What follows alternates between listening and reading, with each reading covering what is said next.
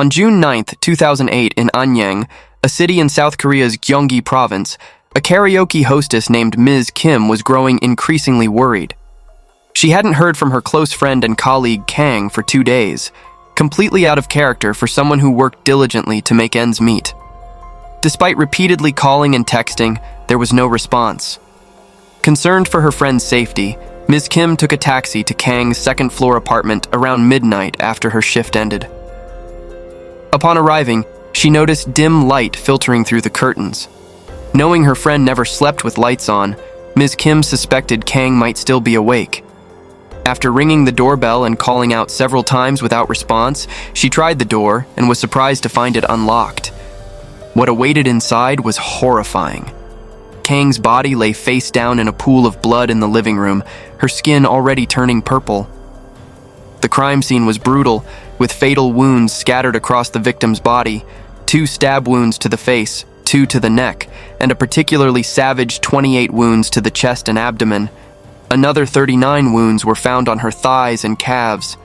The attack was so violent that one stab to the left side of her face had enough force to break off her lower 4th tooth. Given the brutality of the crime and the strength evident in the wounds, investigators initially suspected the perpetrator was likely a physically strong male. At the crime scene, investigators discovered an open bedroom window.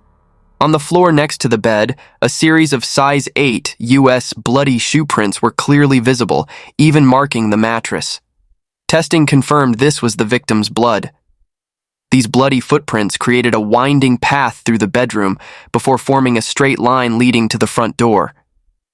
The apartment layout was clear from the crime scene diagram. The front door opened into the living room, while the bedroom where the initial attack occurred was in the upper left corner.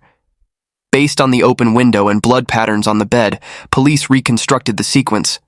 The killer had entered through the window and surprised the victim while she was resting. In panic, Kang tried to escape, opening the bedroom door and running to the living room, where she was ultimately killed. The perpetrator then fled through the front door. Initially, police noticed signs of what appeared to be a typical robbery. Drawers and closets in the bedroom were disturbed, and cash was missing from the victim's wallet. However, upon closer inspection, they found several inconsistencies in the ransacking. While drawers were pulled out and contents disturbed, it seemed the perpetrator had only made a cursory attempt. Most clothes remained neatly folded in the closet, with just a few items carelessly thrown on the floor. More suspiciously, while cash was taken from the wallet, valuable items like savings books, the wallet itself, and additional cash in a drawer remained untouched. The victim's jewelry was still on her body. These contradictions at the crime scene convinced investigators this was likely a poorly staged robbery. The killer had taken only a small amount of money to mislead the investigation. Notably, the killer's straight path when leaving the scene and complete disregard for living room cabinets painted a clear picture. The perpetrator had deliberately climbed through the bedroom window, went straight for the victim, then only superficially searched before escaping. From these details, police theorized this was a murder disguised as a robbery. The shocking number of stab wounds, 39 in total, suggested the killer had acted in extreme rage or emotional agitation. This indicated the perpetrator likely knew the victim and possibly had deep-seated conflicts with her. However, the investigation was hampered by the absence of fingerprints or DNA evidence like hair or blood from the killer at the scene. Additionally, in 2008, there were no security cameras in the area around the apartment, making the search for the perpetrator even more challenging. Through interviews with those close to the victim, investigators pieced together a picture of Kang's life. She was a divorced woman who had been living in the apartment for several years. Her son, Jeong-gyun, age 20, was a college student who had previously lived with her before moving to a new place closer to his university and part-time job. Of particular interest was Kang's relationship with her 45-year-old boyfriend, Mr. Lee. While Lee frequently stayed overnight at the apartment, neighbors reported their relationship was far from peaceful. Intense arguments were common, primarily stemming from Lee's excessive jealousy. A crucial detail emerged when neighbors recalled hearing screams from Kang's apartment around 5 a.m. on June 7th. However, being so accustomed to the couple's arguments, they had drowsily ignored it. When cross-referenced with the forensic results, police confirmed this was the time of death, approximately 2.5 days before the body was discovered. These clues quickly made Lee the primary suspect. Police met with Kang's son Kim, who was living in a rented room about 2 miles away. Upon learning of his mother's murder, Kim was devastated. She was his only remaining family member, as his parents had divorced 7 years earlier, and his father had died in a traffic accident.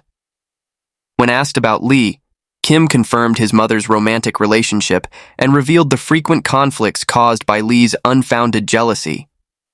During the investigation into Kang's relationships, acquaintances consistently reported Lee's controlling behavior, such as monitoring her work hours, checking her phone, and blocking numbers of people he suspected. Phone records showed Lee frequently called Kang, but abruptly stopped contact a few days before the murder. These clues made Lee increasingly suspicious in the investigators' eyes. However, during the investigation, a new detail emerged that complicated the case. About a year before her death, Kang had purchased a total of 13 life insurance policies, with monthly premiums totaling approximately $1,500, a significant sum given her financial situation, forcing her to work multiple jobs to cover the payments.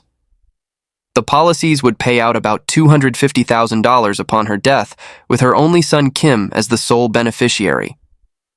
While it's common for children to be beneficiaries of their parents' life insurance, the unusual number of policies and the substantial payout made investigators consider the possibility that Kim might be involved in his mother's death. Therefore, the primary focus became verifying both Kim's and Lee's whereabouts at the time of the murder. During questioning, Kim stated that from the evening of June 6th until the following afternoon, he had been in his rented apartment hosting a drinking party with 3 friends. All 3 friends confirmed this alibi, and despite repeated questioning, their statements remained perfectly consistent. When asked about his mother's insurance policies, Kim appeared completely surprised and insisted he knew nothing about them. As investigators delved deeper into the mother and son's past, they uncovered a tragic story. Kang had given birth to Kim when she was 22, then had to raise him alone while her husband worked away and rarely sent money home. Although Kang tried every possible job to provide for her son, fate wasn't kind to them. When Kim was 8, a series of misfortunes struck. Economic hardship and Kang's serious illness that required frequent treatment prevented her from working. Finally, with only social welfare to rely on, she made the heartbreaking decision to place her son in an orphanage, only able to visit occasionally.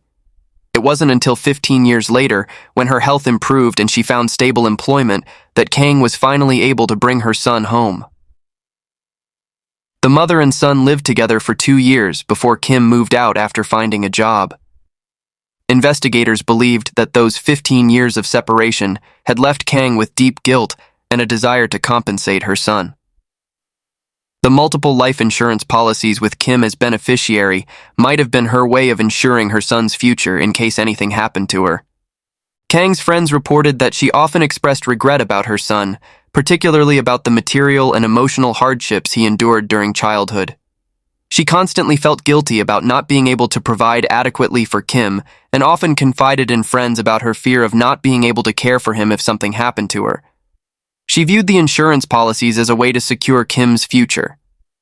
To afford the substantial insurance premiums, Kang worked tirelessly.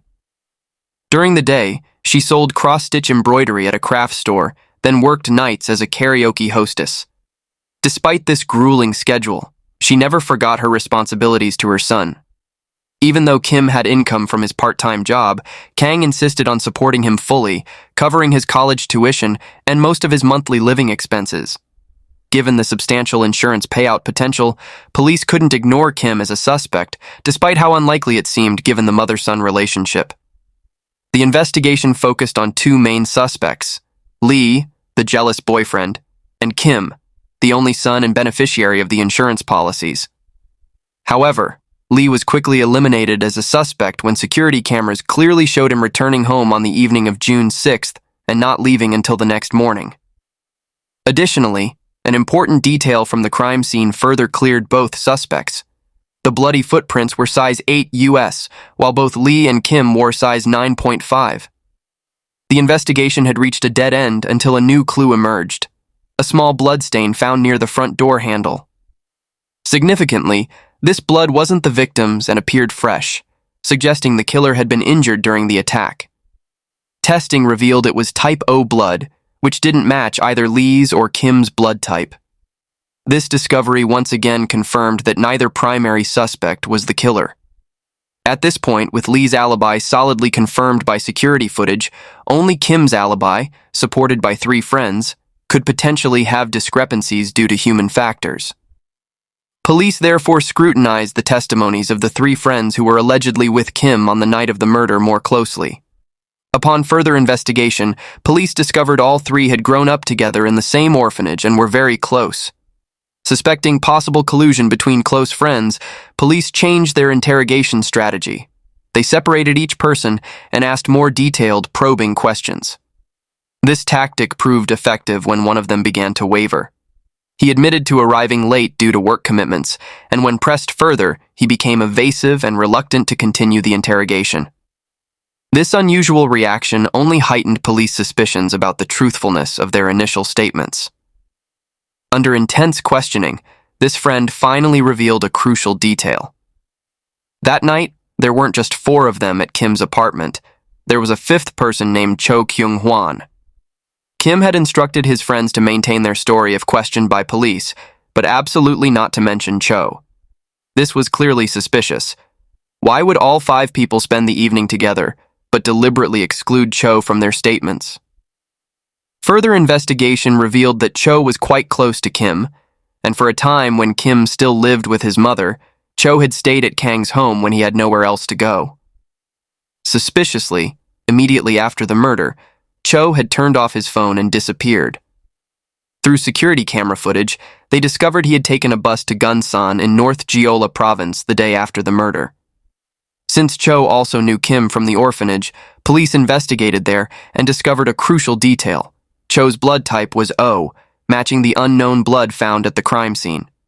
Additionally, during questioning, one friend revealed that when using the bathroom at Kim's house the day after the murder, he had discovered a bloody bandage in the corner.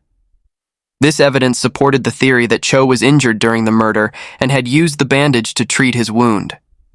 With these clues, police launched a manhunt for Cho, who had vanished from his residence and was now the prime suspect. Understanding that those who grew up in orphanages often maintain special bonds with each other, investigators contacted all of Cho's old friends from the orphanage. This logic was based on a simple fact. Without parents or relatives, Cho would likely turn to his closest friends for help. This strategy quickly paid off when one of Cho's friends informed police of his whereabouts. The manhunt ended on June 26, 2008, when police arrested Cho at a public phone booth several miles from downtown Gunsan. Surprisingly, when cornered, the 19-year-old made no attempt to resist. Instead, he immediately confessed to killing Kang, the mother of Kim, whom he considered his closest friend. However, the most shocking revelation came during subsequent interrogations. Cho provided testimony that completely reversed the course of the investigation. Kim, the son who appeared devastated by his mother's death, was actually the mastermind behind the murder. Furthermore, Cho revealed that Kim knew very well about the life insurance policies his mother had purchased. This testimony proved Kim had lied, because how could an outsider like Cho know about Kang's insurance policies while Kim, her own son, claimed ignorance?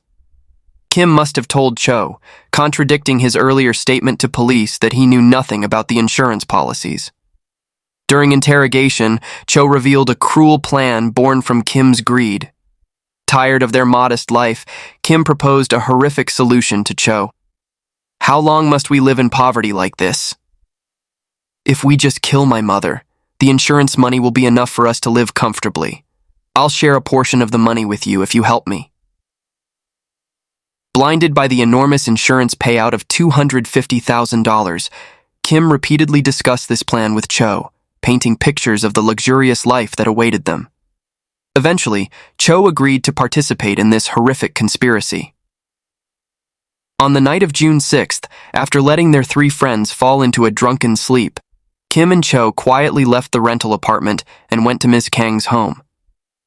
Kim had prepared a small folding ladder to break in through the second-floor side window, knowing that the sliding door had no latch, no bars, and could never be properly locked. After Kim climbed into the house, he opened the door from inside to let Cho in, then climbed back down to wait in the car. Around 5 a.m., when Kang was returning home from work, Kim sat in the car watching his mother walking across the front yard toward the building. He immediately called Cho to signal that his mother was about to enter, instructing him to hide carefully in the bedroom, wait for Kang to enter, then strike, ensuring she couldn't escape and call for help. Kim emphasized that Cho must complete the plan at all costs. While Cho was killing Ms. Kang inside, Kim hurriedly left the car and stood guard at the apartment's main entrance, intending to prevent his mother from escaping and ready to assist Cho if needed to ensure his mother's death. After the murder, Cho and Kim staged the scene to look like a robbery, taking money from Kang's wallet. During the struggle, Cho's hand was injured and cut. After the murder, he tried to erase all traces, wiping clean fingerprints and blood at the scene. Before dawn, they drove to a nearby mountain to dispose of the murder weapons, including the knife, gloves, and clothes, then returned to Kim's apartment and went to bed as if they had been there all night. The three friends unknowingly became alibis for Kim. Cho's revelations completely reversed the case. Kim was no longer just an accomplice, but emerged as the mastermind who planned his own mother's murder. In subsequent interrogations, Cho revealed a notable backstory. When he turned 18 and left the orphanage, Kim had suggested to his mother that Cho live with their family. This proposal stemmed from their special bond formed during their childhood at the orphanage. Initially, Ms. Kang agreed to her son's wish, partly wanting to compensate for her son's past, and partly wanting to help a young man from the orphanage who had experienced trauma. However, Cho was already 18 to 19 years old but unemployed, which created significant financial pressure on Ms. Kang, who was supporting her son through college. After a few months, she found Cho a job at a nearby restaurant that included room and board to reduce her living expenses. In his distorted mind, Cho interpreted this as Ms. Kang's subtle way of pushing him out of the house. This resentment simmered within Cho, and when Kim proposed the plan to kill his mother for insurance money, he quickly agreed to help, driven both by greed and revenge. Based on Cho's confession, police immediately arrested Kim at his rental apartment in Anyang. However, even faced with solid evidence and his accomplice's detailed testimony, Kim stubbornly denied all accusations. Furthermore, he cleverly exploited his circumstances to gain sympathy from the online community. Kim crafted an image of himself as a sympathetic figure, someone who had overcome adversity from the orphanage, studied diligently, and was now being falsely accused of the horrific crime of killing his own mother. Despite Kim's attempts to deny his guilt, the evidence against him became increasingly compelling. Investigators found Kim's car rental records from a self-drive rental shop, along with a gas station transaction made at 1:20 a.m. on June 7th, precisely when Kim claimed he was sleeping at home. These transactions were undeniable, as they were clearly recorded on his credit card statements. Another crucial piece of evidence was Kim's fingerprints found on the second-floor window, perfectly matching Cho's testimony about how Kim had climbed through the window to let Cho in. While finding Kim's fingerprints in his mother's house would normally be unremarkable, the critical detail was the direction of the prints. If someone had placed their hand on the windowsill from inside the house, the fingerprints would point outward, but these prints pointed inward from the outside. This detail confirmed Cho's testimony about Kim climbing through the window. Police theorized that Kim had removed his gloves to better grip the stiff sliding door, which had become difficult to open over time. While cleaning up afterward, he had only wiped the glass portion of the window, forgetting about the prints on the windowsill. With an array of irrefutable evidence, from credit card transactions for car rental and gas, fingerprints on the windowsill indicating entry from outside, to Cho's detailed testimony, Kim had to face trial despite his persistent denials. During the trial, testimony from one of Ms. Kang's close friends moved the entire courtroom to tears. I find it both unbelievable and heartbreaking. His mother always reassured him not to worry about anything, saying she had prepared everything so he could live well, even if she wasn't around. The witness described a devoted mother who worked tirelessly day and night to support her son's college education. Even after Kim moved out, Ms. Kang continued to provide his rent money, doing everything possible to make up for his deprived past. It was tragic that such sacrifices were repaid with such a horrific end. The contrasting attitudes of the two killers during the trial highlighted the heinous nature of the crime. When recounting his cruel acts, Cho trembled and broke down in tears, showing remorse. In stark contrast, Kim, the mastermind and the victim's son, reacted with chilling indifference. He even tried to justify his actions with the cold statement, "I didn't tell Cho to stab her that many times." Kim's callousness became even more apparent when asked about his feelings upon seeing his mother's body near the bedroom door while staging the crime scene. Without any hint of remorse or regret, he coldly replied that he wasn't thinking about anything at the time, just wanting to quickly complete the task and leave. In this unfilial son's mind, the image of his dead mother seemed meaningless, replaced only by calculations about the luxurious life he would have from the insurance money. During the investigation, police discovered another incident that Cho and Kim had committed on April 25, 2008, about a month and a half before Ms. Kang's murder. The pair had attacked a cafe owner in Anyang, stealing her credit card and around $75 in cash. They later admitted this was a practice run for the subsequent murder, indicating they had been planning the crime for several months before killing Ms. Kang. Throughout the interrogation and trial process, Cho showed remorse and fully cooperated, confessing to everything. In contrast, Kim, the victim's son, remained cold and emotionless, even saying his mother deserved it for abandoning him at the orphanage. On November 12, 2008, faced with overwhelming evidence, both Cho Kyung-hwan and Kim Jeong-gyun were sentenced to life imprisonment. They appealed, but the appellate court not only upheld, but increased their sentences to death. This verdict was confirmed by the Supreme Court on June 23, 2009. Even in his final trial, Kim Jeong-gyun showed no remorse, defiantly asking the court, "What has my mother ever done for me?" This ungrateful and cruel question caused an uproar in the courtroom and sparked public outrage. Although the death penalty was imposed, justice was ultimately served in a different way. Kim Jeong-gyun ended it all himself in 2011. 1 year later, in 2012, Choi Kyung-hwan also chose a similar way. Perhaps it was the guilt over their horrific crime, or the inability to live with the weight of killing such a devoted mother, that made both men unable to bear the consequences of their actions. Their deaths in prison brought this heartbreaking case to a close. It is painfully ironic that a mother's loving intention to provide for her child inadvertently became the tool for her ungrateful son's crime. This case isn't just a story about a horrific crime, but also a warning about how greed can corrupt human nature, causing people to lose their humanity and most basic moral values. And that's the case for today. Don't forget to like, share, and subscribe so you don't miss out on other exciting videos. Thank you for watching and see you in the next videos.